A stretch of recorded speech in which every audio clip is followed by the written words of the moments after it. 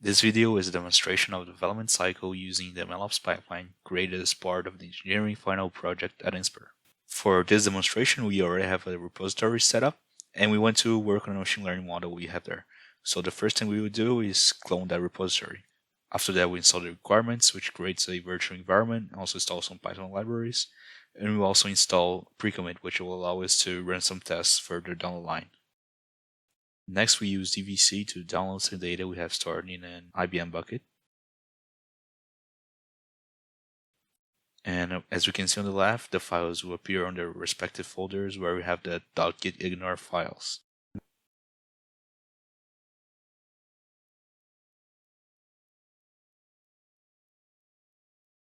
Now we'll plot a diagram of our pipeline, which has three main stages: preprocessing, training, and evaluation. After that, we will reproduce a pipeline which will preprocess the data we just downloaded, train a model with said data, and then evaluate the model we just trained with a set of metrics.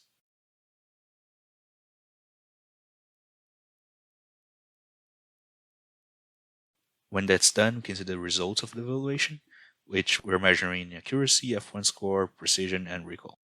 Now we want to change our model, so we will create a new branch on Git.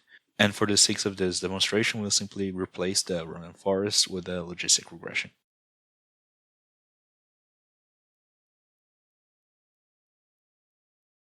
Then we have to reproduce the pipeline again to train the model we just created.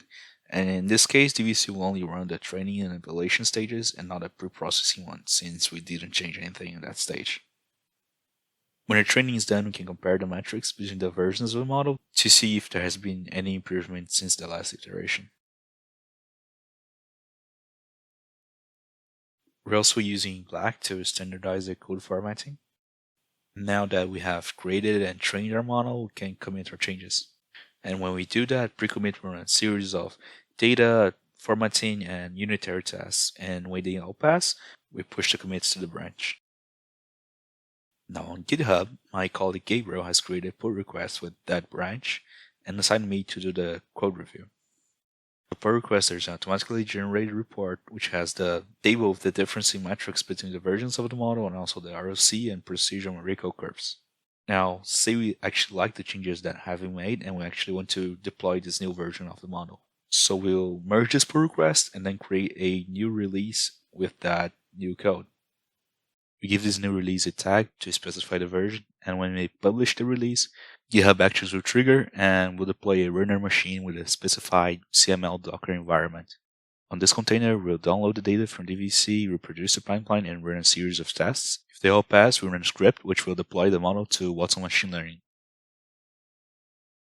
Now on the Watson interface, when we reload the page, we can see that the model is updated. With the model deployed, we can access its predictions either by the Python API or by request on an endpoint, where we pass the features for prediction inside the request body. And as a response, we receive the prediction and probabilities for each of the predictions. To monitor the model, we use OpenScale, where we can set up monitors for accuracy, drift, and fairness. We can also explain the model's prediction and which features had more weight in the decision. We can also see which variables need to change the outcome. A guide for the implementation of this pipeline, as well as discussion about MLOps principles, can be found in the description.